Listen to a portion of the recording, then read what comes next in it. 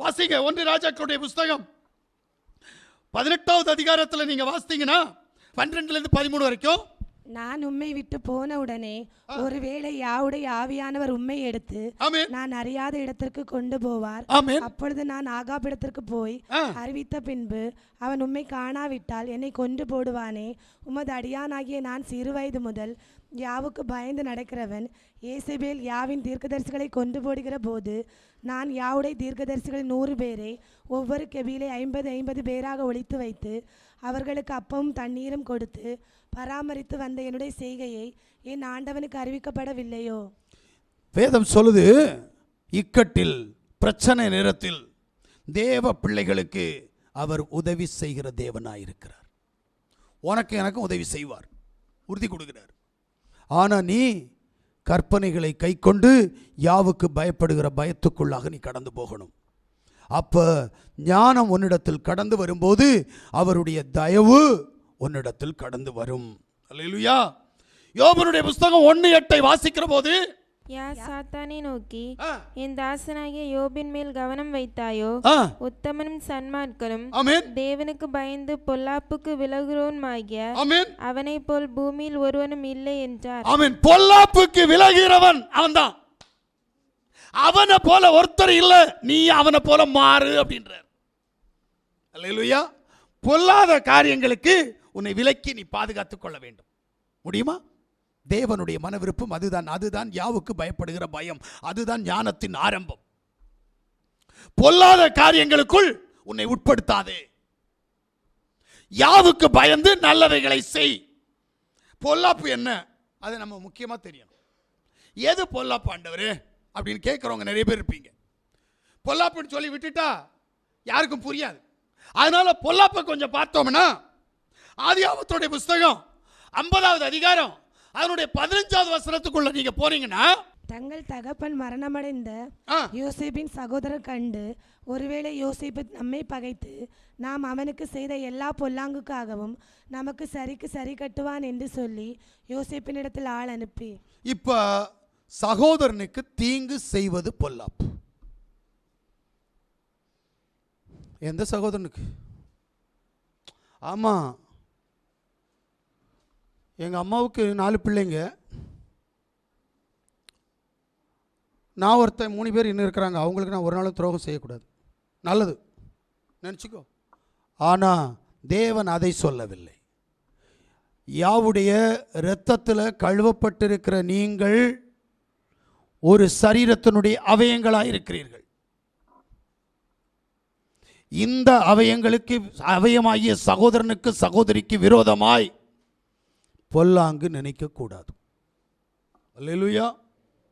ஏன்னா நம்ம எல்லாருமே யெகோவாவுடைய இரத்தத்தில் கழுவப்பட்டிருக்கிறோம். ஒரே சரீரமாக இருக்கிறோம், ஒரே சபை. இந்த சபையினுடைய அங்கமாக இருக்கிற நாம் யாரையும் குறைச்சி எடை போடக்கூடாது. என் தேவனிடத்தில் எல்லாருக்கும் உரிமை இருக்கிறது போல தேவ மனிதனிடத்திலும் எல்லாருக்கும் உரிமை இருக்கிறது. அந்த உரிமையை யாரும் தட்டி பறித்து நான் சுதந்திரவாளி என்று சொல்ல முடியாது. எல்லாருக்கும் ஒன்று போல். அப்ப எல்லாரையும் ஒன்று போல் பாவிக்கக்கூடியவர்களாய் நீங்களும் நானும் மாறணும்.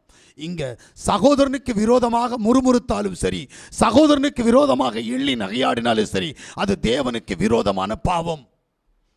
2வது காரியம், மார்க்கு சுவிசேஷம் 7வது அதிகாரம் 21 to 23 வரைக்கும்.